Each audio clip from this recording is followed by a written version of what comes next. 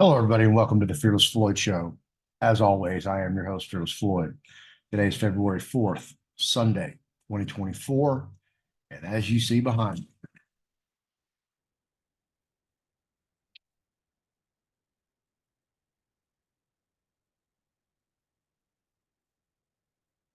you're getting clowned. And what I'm going to do is I'm going to give you a historical perspective from my own experience of what this really looks like. Because I live in Houston, Texas. I live in a border state, of course. So I have felt the repercussions of illegal immigration my entire life. For those of you who don't know, my father was born in Laredo, Texas. I have family all in the valley, everywhere, probably in every little city, this side and the other side of the border. Absolutely. Just go look up my great aunt, Ovita Idar. That's Jovita Idar. And I'll tell you everything you need to know about my connection with the Texas-Mexico border and immigration. Right there. Holler at you.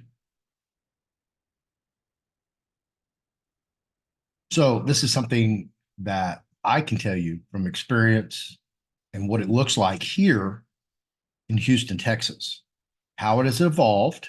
Okay. Because, and look, by no means am I a racist, but I'm just going to use the proper terminology and language so you guys understand. Wetbacks.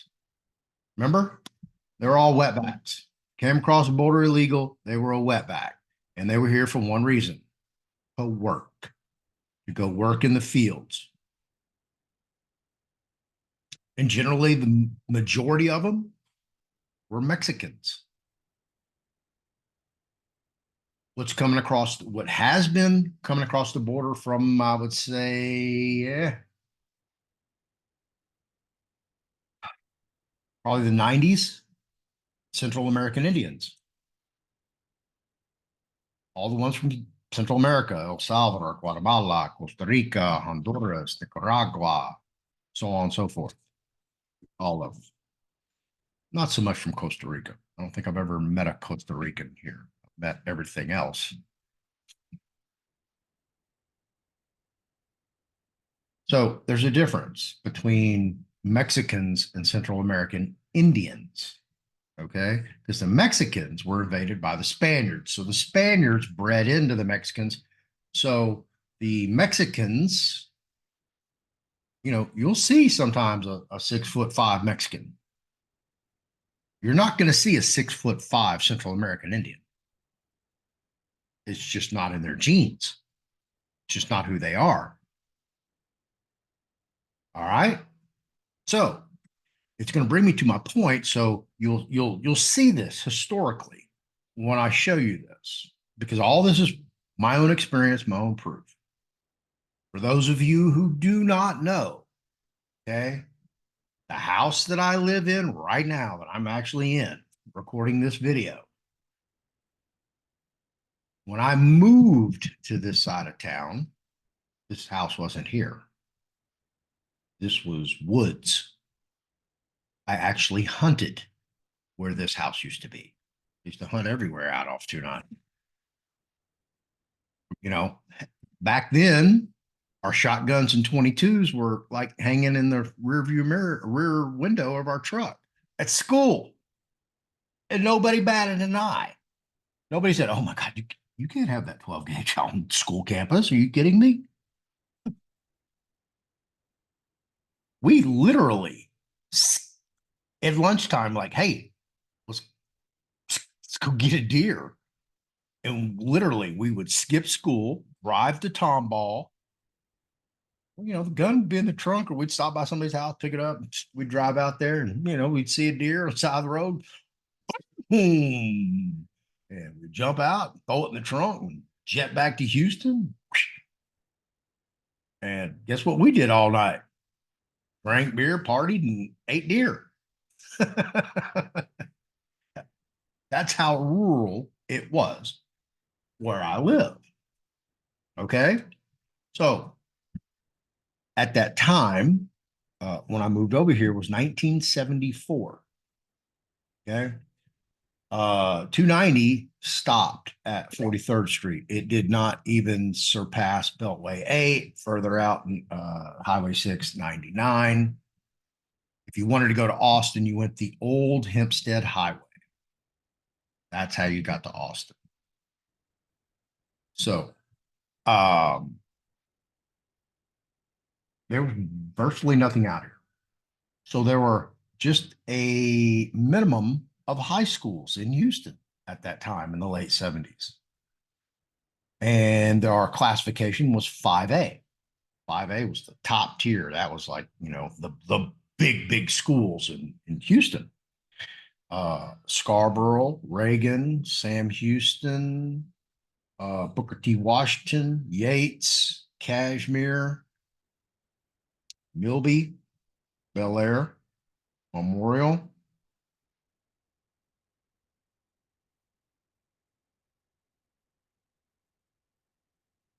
You had Stratford, but that was in a different district. That wasn't in Houston.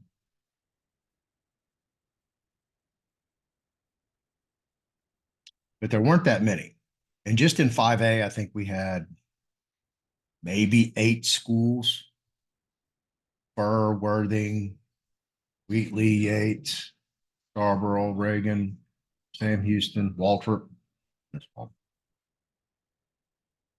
So that's generally what it was. Now, I went to Scarborough, graduated in 1980 somehow. Don't ask me. I don't think they wanted me back, to be honest. But anyway, uh, uh, the year I graduated in 1980, literally, we were busing blacks in from other schools, other HISD schools. Absolutely. Okay. Because there weren't any. I mean, there were a handful. There were probably maybe a dozen in the entire school. And at that time, it was a junior and senior high school. So when I went into 10th grade, that was the last year, I think, of junior high there. And then they opened a middle school in my subdivision, Ruby Clifton. So I can also give you the demographics because the year Scarborough opened, my dad was teaching there. That was in the late 60s. And my dad taught there all the way to the early 90s. So I have a little deep insight into the demographics of Scarborough High School and what has happened to the area for Scarborough's district. Okay, because it used to be suburban, middle class whites, pretty much. It's not that way anymore. It's just not. Why? There's this thing called illegal immigration. Okay. There's 2 reasons, really. One is Martin Luther King, and the other is illegal immigration. Martin Luther King told everybody, hey, man, y'all go have babies. And hey, y'all been making babies ever since. Y'all been making too many babies because look, if you're going to have a baby, raise your baby right to be a productive member of society. Don't just have a baby to have a baby to go get government benefits. That's just ludicrous. I really didn't even want to have a child. I did. Thank God she's a blessing. So is what it is. So those 2 things. So as I graduated, and I went and lived my adult life in, the middle of Houston and all the traffic and, craziness. I'll just say that.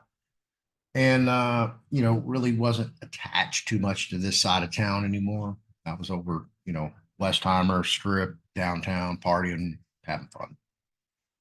Um, but as we graduated and we left the nest, and now our parents, um, they wanted something better. They wanted a bigger house or a smaller house or a newer house. And or they wanted something with a bigger yard, whatever. Anyway, they started renting out their houses here in this neighborhood and moving. They moved to Katy, Sugarland, Richmond Rosenberg, Cypress, Tomball, Kingwood, Woodlands, Conroe, all these suburbs outside of the Houston city limits. So they're no longer Houstonians. They don't get to vote.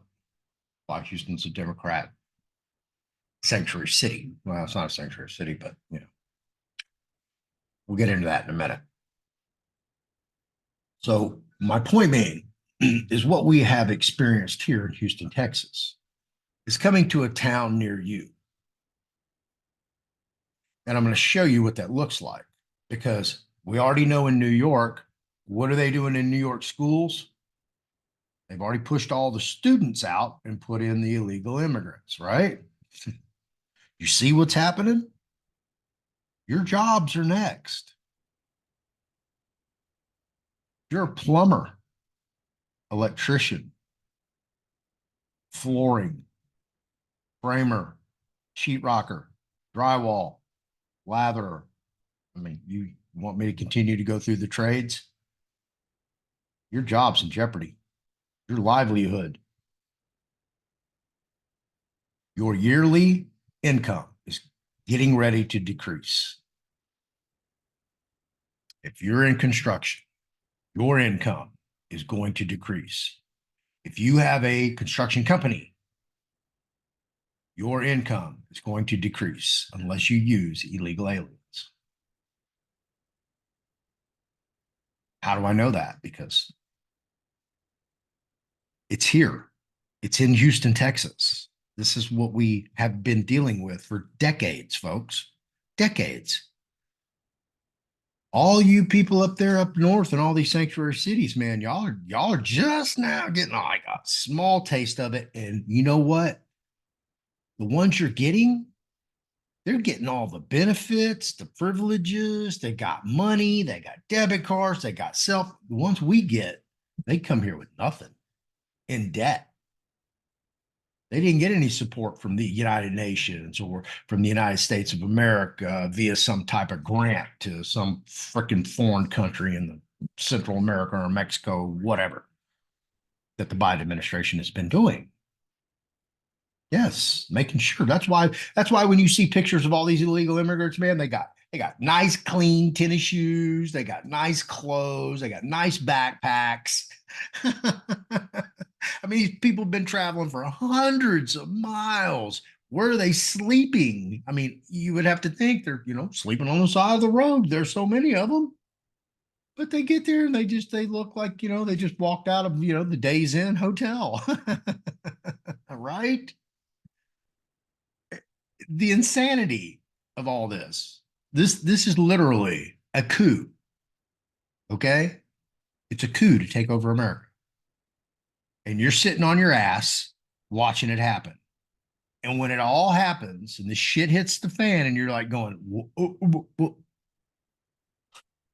what happened? Where'd they come from? Why didn't somebody stop them? Yeah, right. Why didn't they? See, they used to have some that actually did slip through Border Patrol. Yeah, happens. Coyotes.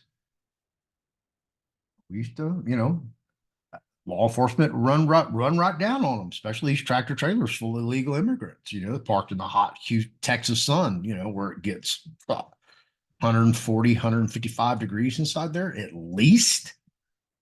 No water, no facilities for hygiene.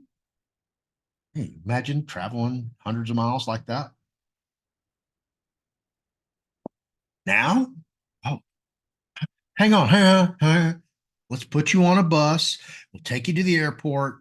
We'll fly you to New York, and then we'll get you another bus, and we'll take you to a four-star hotel, and then we'll put you up, and we'll give you a $5,000 debit card. And oh, if you need any health care, if you need a sex change, we'll fly you to California so you can get a free sex change if you're an illegal immigrant.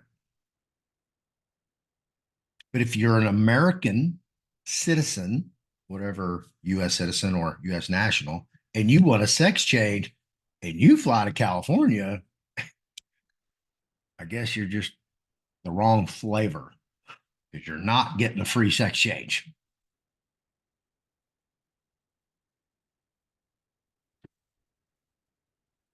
I'm telling you, folks. All right. Let me dig into the nitty gritty of what I'm talking about because I've been rambling for quite a minute here. I wanted to show you something. I think the year I graduated, 1980, there may have been one other season afterwards in which Scarborough had a winning record. Okay. We were always trying to win district. Never did, but that was our goal. So I'm going to show you what happened to my school.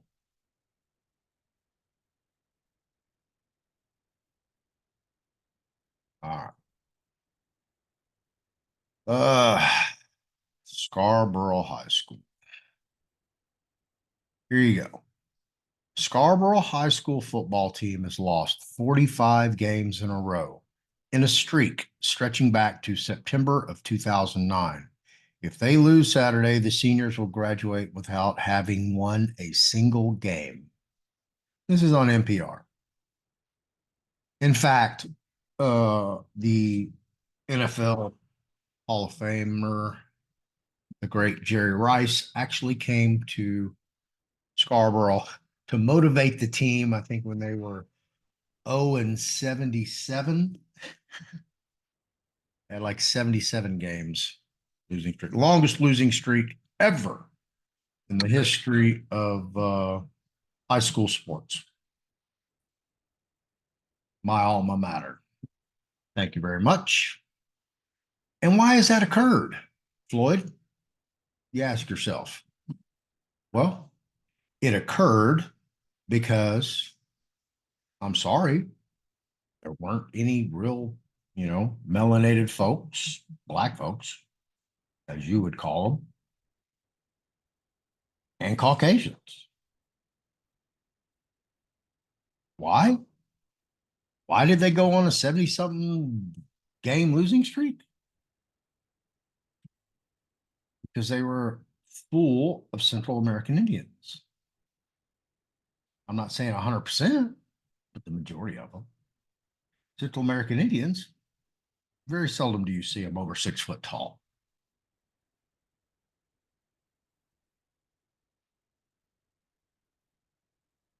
Central American Indian. Thank you. About 2 times to the store. 2 times? That's not very long. Well, it's probably needs a full charge. Yeah. Anyway.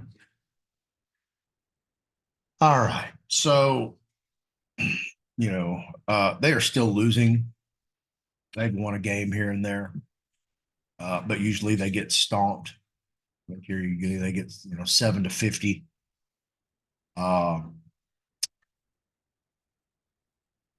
Scarborough Spartans. Texas losingest high school football team terminal. And that's because this area is now predominantly Central American Indians and the overflow of the blacks, melanated folks from Acres Homes who grew up there. That's where their parents or their mom and dad or mom, whatever. They don't like moving far from home. So they assimilated in the apartments in this area. Okay. All the whites left. They're gone. This is pretty much, you would call a ghetto or a barrio. In fact, there are no tanning salons within 10 miles in any direction.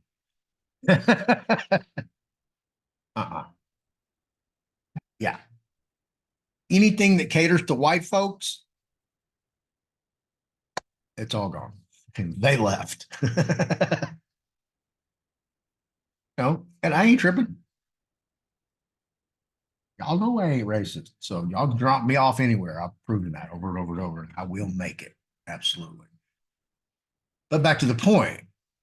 Let me get to my next one.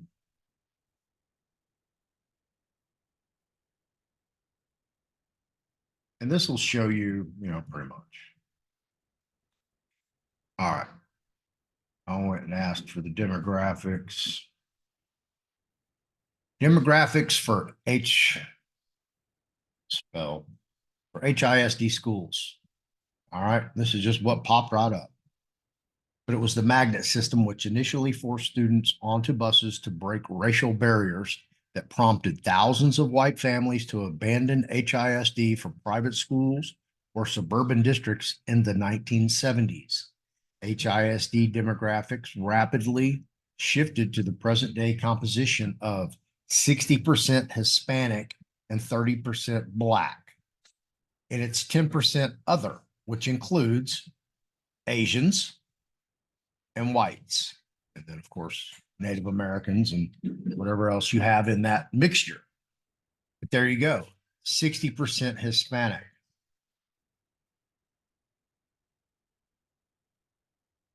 That's the Houston Independent School District. That's what it looks like. And you're seeing it right here. White families to abandon HISD for private schools or suburban districts in the 1970s. This is what I tell you, folks. I've lived this. I'm living it. I am breathing it to you. Okay? Because it's coming to you. And I'm going to show you why you should be freaking terrified of what's coming, of what your government in your locale is allowing to happen. Everything of your livelihood is at stake. I can only make it that clear. I can't make it any clearer. I'm still sharing. Yes, sir.